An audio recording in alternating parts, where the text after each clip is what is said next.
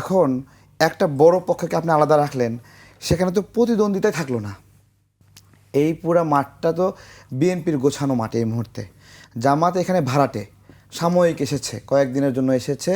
তারা এসে কখনো আওয়ামী লীগের লোকজনকে নিয়ে মিছিল করতেছে, কখনো ভাড়া করে লোক দিয়ে মিছিল করতেছে। দেশের মানুষকে সতর্ক থাকতে হবে।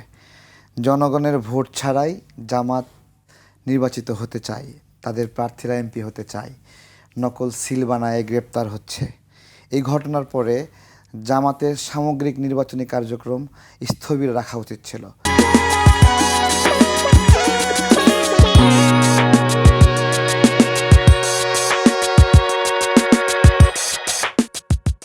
আগে জবাব দিতে হবে এই সিল তারা কেন বানিয়েছে, কি করতে চায়। তো যারা বলছে এটা ঐতিহাসিক নির্বাচন, এটা ঐতিহাসিক হওয়ার সুযোগ ছিল যদি এটাতে সবাইকে অংশগ্রহণের সুযোগ দেওয়া হতো। অবাধ এইটা কেবলমাত্র তখন বলা যাবে যখন সবাই অংশ নেবে। অংশ নেওয়ার পরে এখানে কি সবাই তো অংশ নিচ্ছে, কারা অংশ নিচ্ছে? এখানে সবাই অংশ নিচ্ছে না। অবভিয়াসলি আওয়ামী লীগ একটা গুরুত্বপূর্ণ নাম, যারা অংশ নেওয়া না নিলে সবাই অংশ নিচ্ছে না এরকম বলা যায়।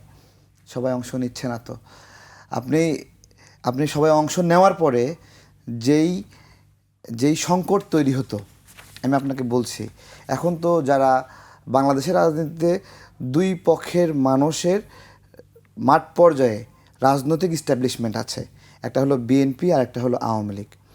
এই দুটা পক্ষ জনগণের ভোটে নির্বাচিত হয়, বারবার হয়েছে। এখন একটা বড় পক্ষকে আপনি আলাদা রাখলেন, সেখানে তো প্রতিদ্বন্দ্বিতাই থাকলো না।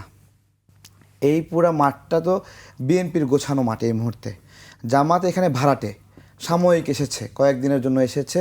তারা এসে কখনো আওয়ামী লীগের লোকজনকে নিয়ে মিছিল করতেছে, কখনো ভাড়া করে লোক দিয়ে মিছিল করতেছে।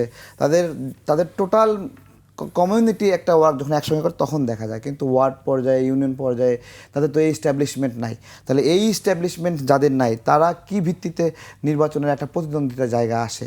এই জায়গায় মূল প্রতিদ্বন্দ্বী আওয়ামী লীগকে বাহিরে রেখে আপনি যদি বলেন এটা অবাধ নির্বাচন, আপনার তো টেনশনই সৃষ্টি হবে না। বিএনপির প্রার্থীরা যারা টেনশন মুক্ত অবস্থায় আছে, ফ্রিলি কাজ করতেছে, তাদের কোনো টেনশন নাই। তো আওয়ামী লীগ আসলে না টেনশন কেবল দেখা যেত কী অবস্থা সৃষ্টি হয়। জি।